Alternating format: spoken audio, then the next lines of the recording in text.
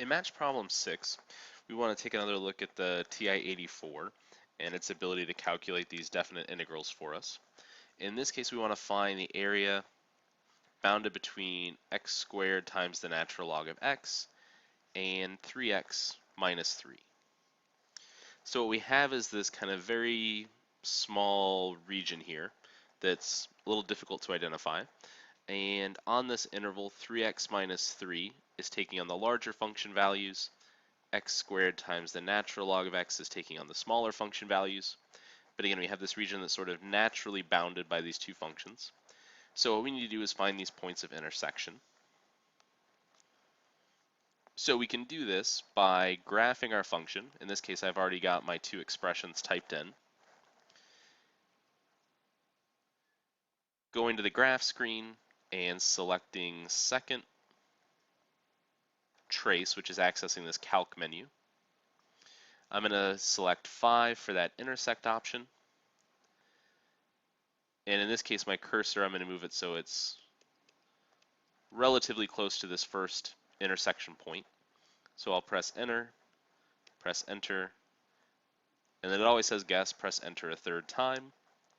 So we come up with the first point of intersection as 1, 0.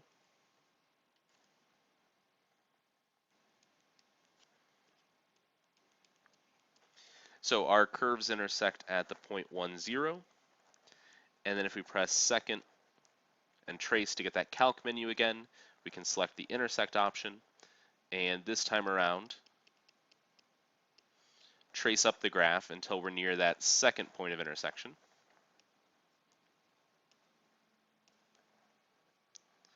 And in this case, it's going to give us the intersection point of 2.11, 3.34.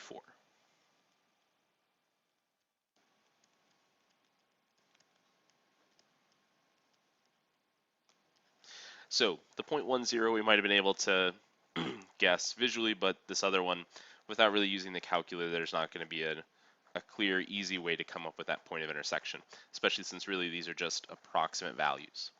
So what we're really saying in this problem is we want to find the area between these two functions on the interval from 1 to 2.11. So we're going to integrate from 1 to 2.11, our function taking on the larger function values, which is 3x minus 3. And then we'll subtract the function that's taking on the smaller function values, which in this case is x squared times the natural log of x dx. So again, depending on how your calculator formats this, this will look a little bit different. But we can press the math key and then select option 9, which will either give you kind of the visual representation of this integral symbol, or it will give you the alternate version where it's kind of doing this more in text. So we just need to type in all the values in the correct order. So we're integrating from 1 to 2.11.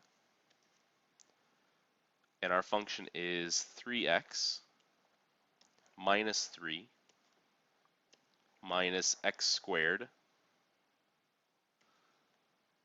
times the natural log of x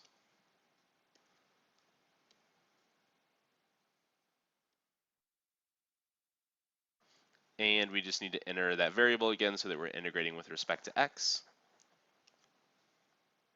and press enter to get an approximate result of 0.443.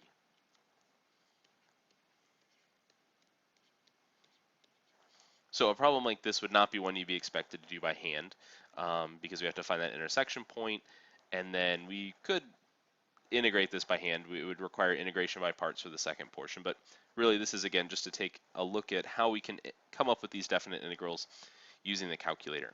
Your format here might look a little bit differently. If so, just take a look at when we introduced this in the last module to refresh yourself on what the order of input should be to come up with that approximate result. Again, something just to keep in mind, this is great for checking your work.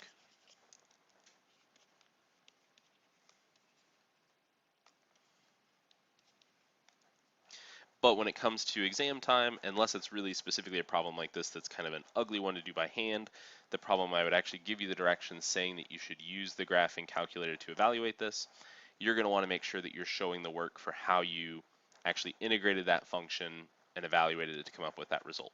But for any definite integral problem, you can always use this as a way to come up with a check that you came up with at least approximately the right result.